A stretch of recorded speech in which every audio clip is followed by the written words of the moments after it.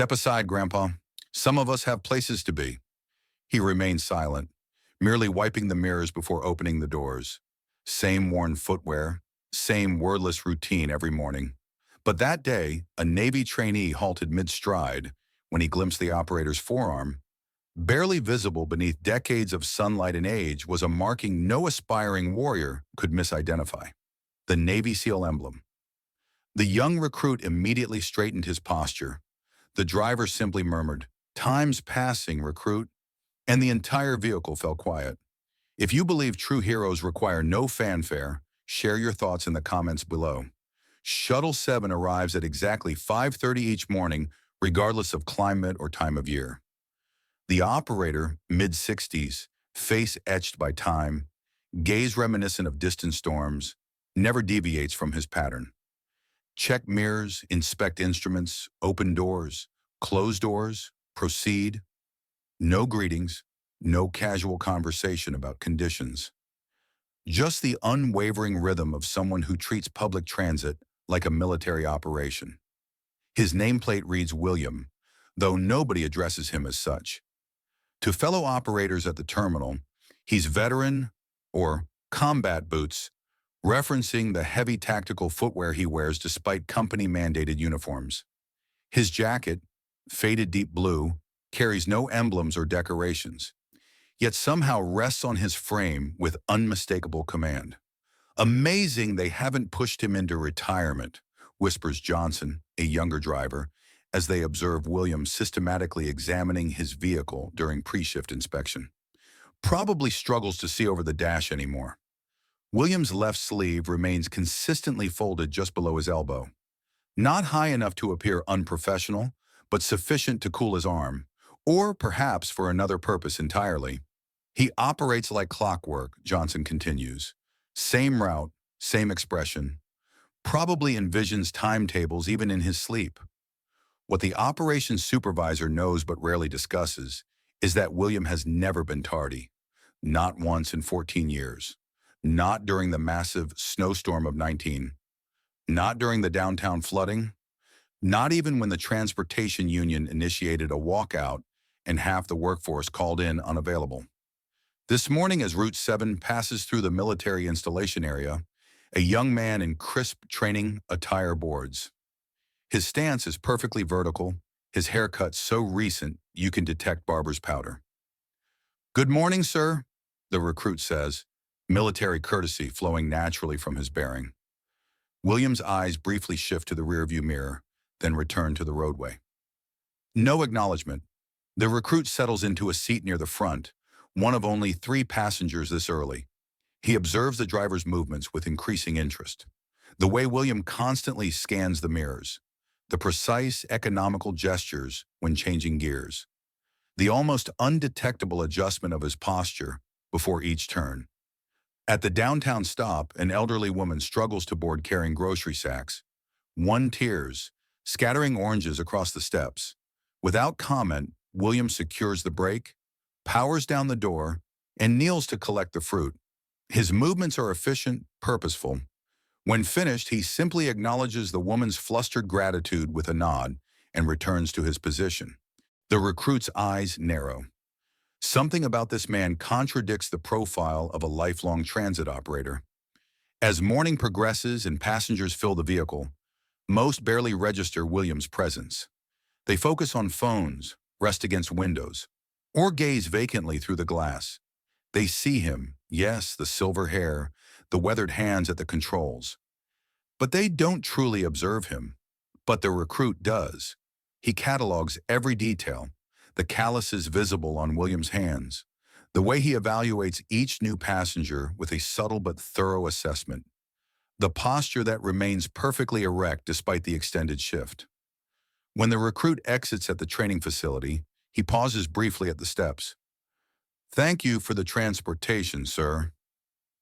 William's eyes meet his for a millisecond, then return to the path ahead. The following morning dawns bright and clear when the recruit boards Shuttle 7 again. Fewer travelers fill the aisles. He takes the same position near the front, this time deliberately placing himself where the morning light streams through windows as William navigates a curve. Sunlight catches his forearm at exactly the right angle. There, partially concealed beneath weather-worn skin and faded with age, the unmistakable outline of a trident, anchor, and eagle, the seal insignia. The recruit's breath catches. He waits until the next stop clears the few remaining passengers from the forward section before leaning slightly ahead. "Sir," he says quietly, voice calibrated for William's ears alone, "were you with the teams?" The question lingers between them.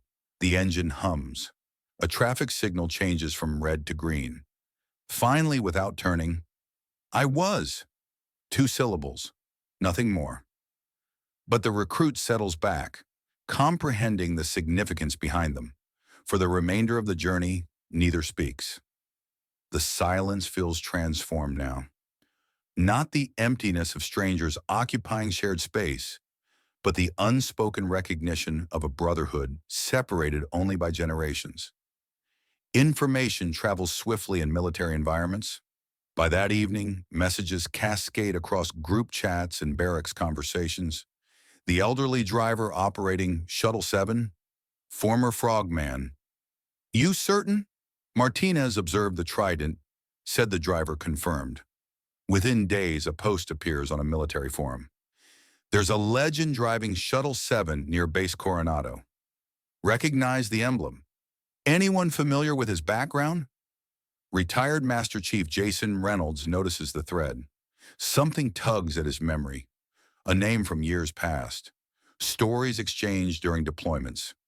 He contacts a former teammate now stationed at headquarters. That weekend, Williams' typically half-vacant morning shuttle arrives at the naval facility to find a line of 8 recruits waiting in perfect formation. They board silently, each nodding respectfully. One, forgetting protocol, begins raising his hand in salute before catching himself. William's expression never changes, but his gaze holds each young face a moment longer than necessary. On Monday, Commander Richard Blackwell, Naval Intelligence Officer and SEAL historian, boards Shuttle 7 in formal uniform. The handful of recruits already seated immediately stand. Blackwell proceeds past them to the front of the vehicle. He positions himself directly beside William, waiting until the door closes. "Sir," he says, voice clear in the hushed interior. "Permission to ride." William exhales slowly, his eyes meeting Blackwell's directly. "You've got a seat, Commander." Blackwell sits immediately behind the driver. After several minutes of silence, he speaks again, voice lowered. "I examined the archives. Captain William Harrison, SEAL Team 4, 3 deployments, Silver Star with Valor, listed as missing twice, then recovered. Both instances, you completed objectives despite injuries." William's knuckles whitened slightly on the steering wheel. "That individual retired ages ago, Commander." "With respect, sir, that's not how it works. You understand that better than most?" Later that day, Blackwell confirms what rumors had merely suggested. Shuttle 7's reserve driver is former Captain William Harrison, once among the most effective SEAL team leaders in Southeast Asia. His operations remain primarily classified, but his reputation among those informed is unquestionable. His presence on a municipal transit route raises questions Blackwell doesn't verbalize. Some warriors find peace in unexpected places. By Wednesday, Williams' first morning pickup at the naval installation includes 15 personnel, all military, all standing in disciplined silence as the shuttle approaches. As they board, each nods respectfully. No one speaks. William operates his route exactly as always. Precise, focused, silent. But when they reach the training facility, he catches the eye of the original recruit in the rearview mirror. "Martinez," he says, the name producing surprise, "maintain environmental awareness during nighttime exercises. That's where most candidates falter." Martinez blinks, astonished at both being identified and receiving guidance. "Yes, sir. Thank you, sir." As the recruits depart, William returns his attention to the road. His sleeve remains folded to the same precise position, neither concealing the emblem anymore, nor displaying it prominently. Some truths need no announcement. They simply exist. If you'd honor the unassuming heroes around you like this, share a comment of respect below. The account of Captain Harrison spreads through naval communities like an undercurrent in deep waters, invisible from above, yet powerful beneath. Within 14 days, every service member in the coastal community knows the reserve man operating Shuttle 7 once commanded operations that remain as redacted sections in combat histories. A regional journalist, informed by a retired serviceman, attempts to interview William as he completes his end-of-shift inspection. Captain Harrison, we'd like to feature your service and your current... No interviews, William interrupts, continuing his methodical examination. And it's just William now. The journalist persists. Your story could motivate countless people, sir, especially young sailors. William straightens, looking directly at the reporter for the first time. Young sailors should concentrate on creating their own stories, not mine. The rejection only intensifies public curiosity. Discreet inquiries from military publications receive identical responses. Silence. At the transit center, the operations manager notices the surge of military passengers on Route 7. After confirming William's identity through accessible military records, he arranges for a small silver plaque to be installed beside the driver bulletin board, dedicated to Captain Harrison, whose actions spoke louder than any words. William offers no reaction when he notices it the next morning, though his regular passengers observe he stands even straighter, if such were possible. His shuttle becomes something of a moving sanctuary. Recruits and officers treat it with unexpected reverence, speaking in subdued tones if they speak at all.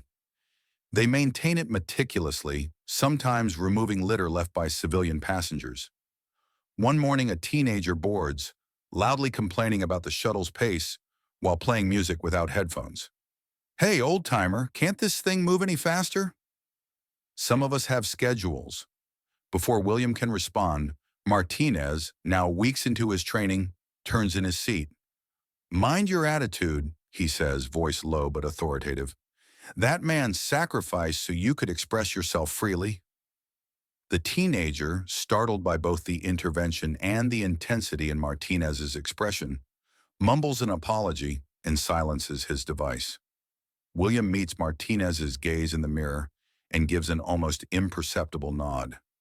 The Naval Special Warfare Preparatory School extends a formal invitation, requesting William to address their graduation ceremony. He declines with a brief handwritten note that the school's commanding officer eventually displays in his office. The finest warriors I knew never returned home. Honor them, not me. A community college instructor whose brother served in the Navy develops a curriculum unit called Everyday Excellence and Dignity, exploring how heroism often continues long after uniforms are retired, even without public recognition. William's presence begins to transform the community's atmosphere. Veterans report receiving greater respect in local establishments. Military service becomes a topic of genuine interest rather than perfunctory gratitude. On a stormy Thursday, a distinguished gentleman in an immaculate suit boards Shuttle 7 alone. His bearing immediately identifies him as military, despite his civilian attire. William's eyes flicker briefly in recognition. The man, Senator Michael Reynolds, former SEAL and current chair of the Defense Committee, says nothing. He simply rides the entire route, then places a challenge coin on the dashboard before departing. The coin, a SEAL Team 4 insignia from the era when both men served, remains on William's dashboard thereafter. Martinez, now approaching completion of his initial training, maintains a journal with observations about his daily shuttle rides. Each day I board that vehicle, I witnessed what discipline embodied looks like. Captain Harrison doesn't instruct with words. He demonstrates with every turn of the wheel, every precisely timed stop, every scan of his mirrors. He's still on duty, just a different mission. When another recruit asked William directly about his most courageous moment, the veteran driver's response is characteristically brief. Returning the following day, he says. Always the following day. The recruit frowns, not comprehending. Martinez explains later. He means valor isn't about singular moments. It's about continuing after the moment passes, rising and fulfilling your duty. Though William never acknowledges the growing respect surrounding him, his eyes, when meeting those of his military passengers, convey profound connection his silence cannot disguise. On a frigid February morning, passengers waiting at the naval base stop are surprised when Shuttle 7 arrives with a different operator. No explanation is provided. The replacement handles the route capably, but the military passengers notice discrepancies in every detail: the slightly delayed stops, the less precise turns. William's absence extends to 3 days. Concern spreads among his regular passengers. On the fourth day, William returns, his routine unchanged. He wipes the mirrors, checks instruments, opens doors. Same footwear, same silence. But something new appears: a folded American flag in a triangular display case secured behind his seat. No one inquires. They understand. Someone has completed their final journey home. At the vehicle's rear, Martinez removes his cap and holds it against his chest for the entire ride. Other military passengers follow suit. No words are exchanged, but William's eyes in the rearview mirror silently acknowledge their gesture. For 3 additional years, William operates Shuttle 7 with unwavering precision. His legacy grows not through his words, but through his consistent presence. New recruits begin their training considering a ride on his shuttle a rite of passage. When the Transit Authority announces William's retirement, there is no formal ceremony at his explicit request. On his final morning, he arrives to find every seat occupied with veterans, active personnel, and recruits, all in civilian clothes but with unmistakable bearing. The entire 40-minute route passes in complete silence. When William pulls into the transit center for the final time, he finds the entire fleet of shuttles arranged in formation around a newly installed monument in the center of the lot. True heroes need no spotlight. They simply complete the mission every day. William reads it once, nods almost imperceptibly, and collects his few personal items. As he departs, the assembled passengers who have quietly exited the shuttle form lines on either side of his path. No one salutes, no one speaks, but each stands at perfect attention as he passes. At the lot's edge, Martinez, now an officer, waits beside a dark blue pickup. "Need transportation, Captain?" William pauses, then nods once. "Appreciated, Lieutenant." A photographer from the base newspaper captures the moment. A weathered man with a simple bag walking away from a shuttle, while 24 service members stand in silent respect. The image circulates widely within military communities. The caption simple yet profound: "Captain William Harrison, SEAL Team 4. Never sought recognition, only excellence." The story of the reserved shuttle driver eventually fades from daily conversation, but new recruits at the naval base still hear it during their orientation. True excellence isn't about acclaim, their instructors explain. It's about performing your duty when required, whether anyone notices or not. Just like the man who operated Shuttle 7 inches. If you believe true honor exists in quiet service rather than loud recognition, please subscribe to our channel for more stories that celebrate genuine heroism.